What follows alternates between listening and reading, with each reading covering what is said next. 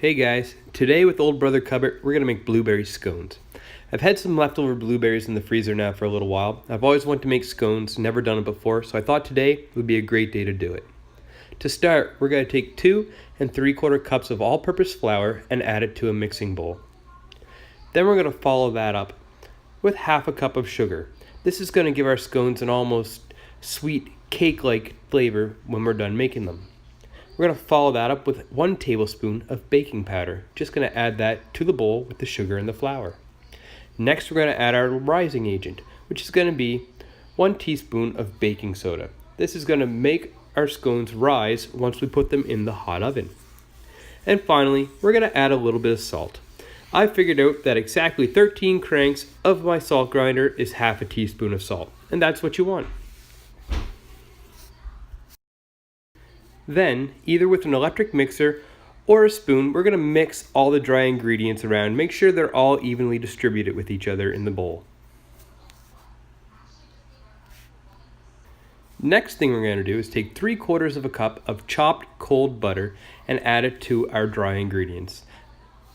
Next, we're going to take a fork and we're going to cut the butter into the dry ingredients until the butter is in small pea-sized balls. Now we're going to add 1 1/4 cups of buttermilk.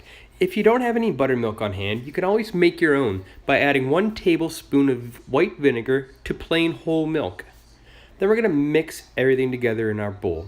We want to mix the dough until all the buttermilk is absorbed and we have what kind of resembles just a big bowl full of crumbly dough. We don't want it all to be together in one big ball. We want it to be nice and crumbly looking, similar to when you're making biscuits. As you can see, my dough is starting to look nice and crumbly in the bowl. This is what it should look like.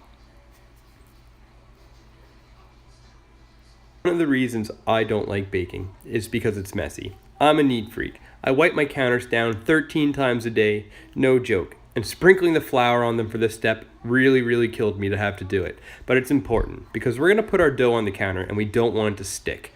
We're going to take the dough, we're going to get it out of the bowl and add it to our floured surface. For this step, you can use your hands if you want to. You can use a rolling pin if you want to. It doesn't matter. As long as you end up with a nice square shape on the counter, about 1/4 inch thick when you're all done, that's the most important part. I'm personally a hands-on person. I like getting in there. I like working it down. It's almost like playing with Play-Doh. Who doesn't love playing with Play-Doh? Except in this case, it's okay to eat your final product, which, when you're a child, you get warned a lot. Don't eat the Play-Doh. So here we go. We're working on a square with it. When you're satisfied that you have enough room to roll it up with your blueberries in it, you're good and done, just like this.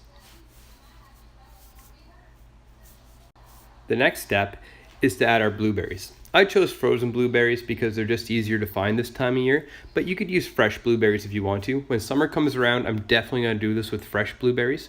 The only thing with frozen blueberries is they will put a little bit of a purple color in your final product, but that's not a big deal. It'll still taste the same. Spread them evenly, just like I have here. Okay, now that our blueberries are evenly distributed across our dough, it's time to roll it up and start to form the shape of our scones. This might take a little bit of time, as your dough might have stuck a little bit to the counter, but it's okay. Take your time, roll it from one side, roll it from the other. The main goal in the end is to end up with a rectangular loaf of dough on the counter with the blueberries in the center. As you can see, it's not cooperating with me very well, but I'm going to be consistent, I'm going to be persistent, and we're going to work it until we have what is a rectangular bar shaped out of our dough. It's coming along nicely here. Again, it's a lot like Play-Doh. You just got to work it till you end up with the shape that you're looking for. If your hands start to stick, just lightly flour them a little bit and they won't stick to the dough. Another reason I hate baking, dough and I just don't get along ever.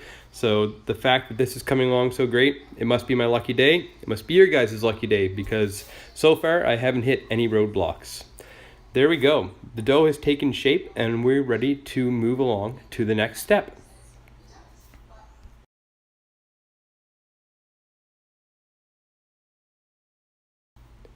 Now it's time to cut out the shapes of our scones.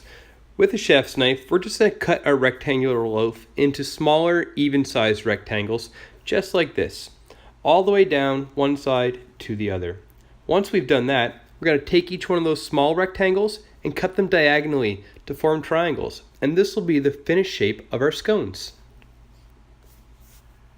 Now we're going to line a baking sheet with some parchment paper. And we're going to start placing our scones on the parchment paper. Spread them evenly because they will flatten and expand in the oven.